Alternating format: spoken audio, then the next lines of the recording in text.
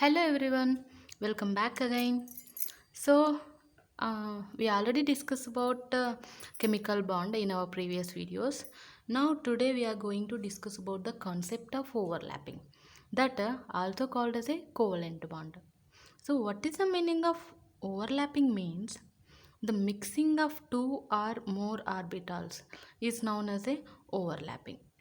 If more than two orbitals are involved, so that kind of bond is called as a multi-centered bond. Okay, so by this overlapping, there is a formation of bond that could be any kind. So either maybe that is a sigma bond, pi bond, omega bond, phi bond and delta bond. These are the types of bonds that get formed by the overlapping of orbitals. Okay, now let's discuss about the bond orbitals. As we know that we have a four types of orbitals, that is s orbital, p orbital, d orbital and f orbital. So these are their structures. We know that yes, we are having only one orbital. P orbital we are having three orbitals. D orbital we are having five orbital. F orbital we are having seven orbitals. Okay, so now let's come to the structures. We know that the orbital picture of s orbital is a spherical. Okay, this is a spherical. You can say that this is a non-directional. It does not form any direction because of this is a spherical in shape. Okay, when we come to the p orbital, so when we come to the p orbital, we know that these are the 3p orbitals, that is px, py and pz. These three orbitals are the directional. Okay, as you can see that this is a x-axis, this is a y-axis and this is a z-axis. Okay, the point where the probability of finding the electron is minimum, that point is known as a node.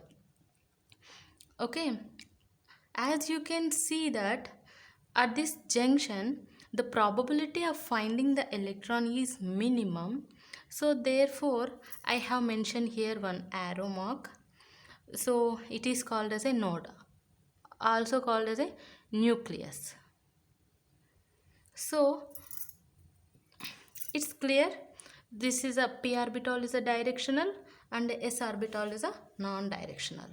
Now coming to the d orbital.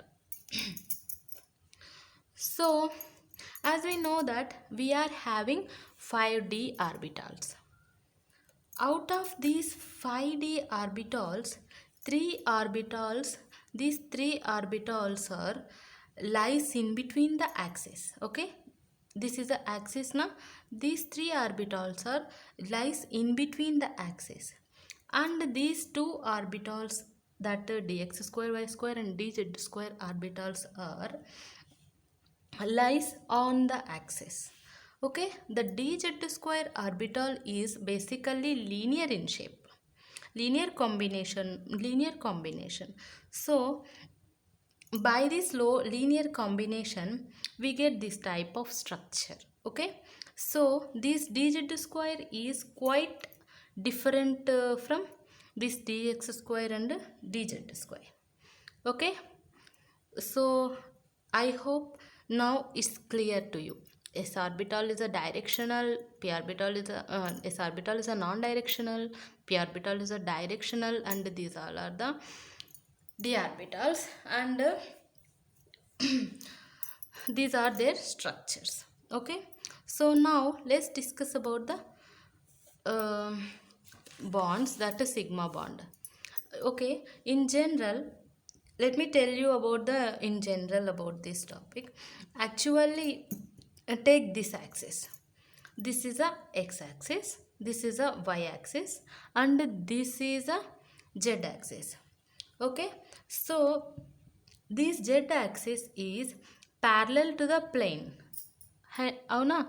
So parallel to the plane. So that's why we are calling like a this is a molecular axis and also called as a internuclear axis. In short, we are calling like a INA.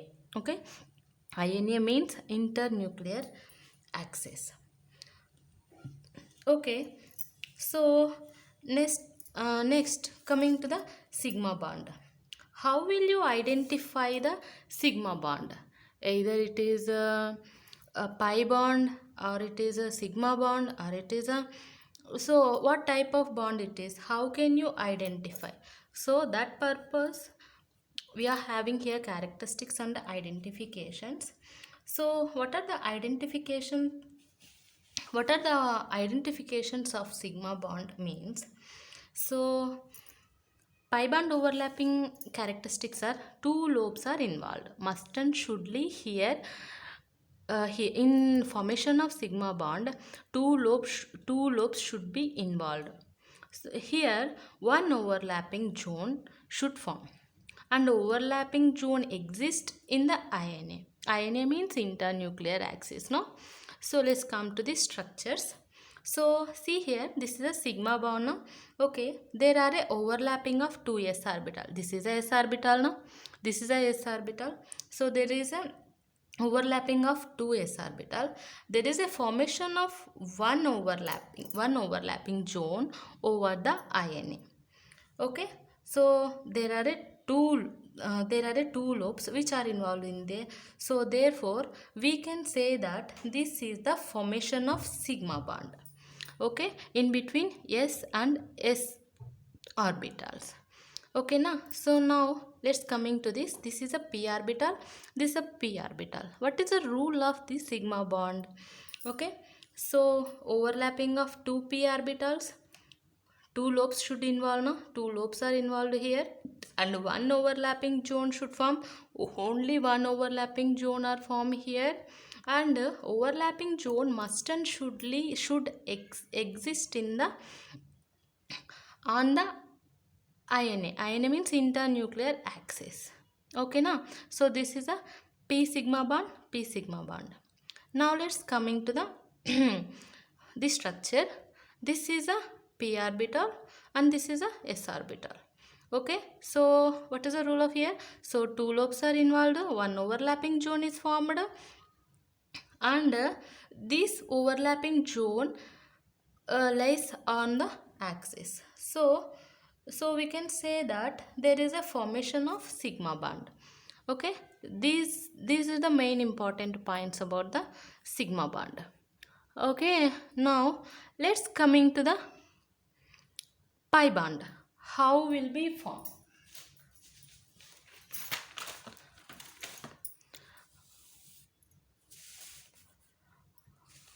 Okay, this is a pi bond. Okay, we already discussed about the sigma bond. So what is the identification? So you students must and shouldly you should know about the identifications for the formation of sigma bond. Okay, what is the identifications of these pi bond means? Two overlapping zones are formed and four lobes are involved. Overlapping zones are not along with the INA. They are perpendicular to the INA. Okay, so now it's clear. Let's look at here.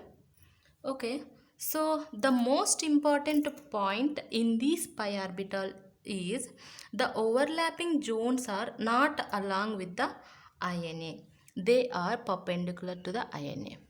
Okay, in sigma bond overlapping zones are formed should be at a INA, and here these overlapping zones are not along with the INA. They are perpendicular to the INA. Clear? Okay, let's see this. Now let's check this overlapping. In this p pi, this is the p pi orbitals. What would be happen here? See this. If this p orbital there is a two overlapping zones and four lobes are involved. This is a one lobe, two lobe, three lobe, fourth lobe. Four lobes are involved. No? Two overlapping zones are formed between in between the axis. See, overlapping zones are not along with the INA. Overlapping zones are not along with INA. They are perpendicular to the INA. And see this is a d orbital. No? We already discussed about the shapes of the d orbital and p orbital and s orbital. No need to discuss about the f orbital, that's why I didn't say it there. F orbital, see this is a d orbital, these are p orbitals. What is the rule of the formation of sigma pi bond? Two overlapping zones are formed now. Next, there is a formation of four lobes are involved, so overlapping zone are not along with the INA means internuclear axis. Okay, so now let's coming to the structure. What type of orbital this is? This is a d orbital, this is a d orbital. Okay, so see this. So four lobes are involved here. Two overlapping zones are formed. Overlapping zones are not along with INA. So we can also say that this is the pi bond. This is a formation of pi bond. Okay, so these all are about the pi bond formation. Okay, so in this one exception case here, in these dz square orbitals can never form pi bond.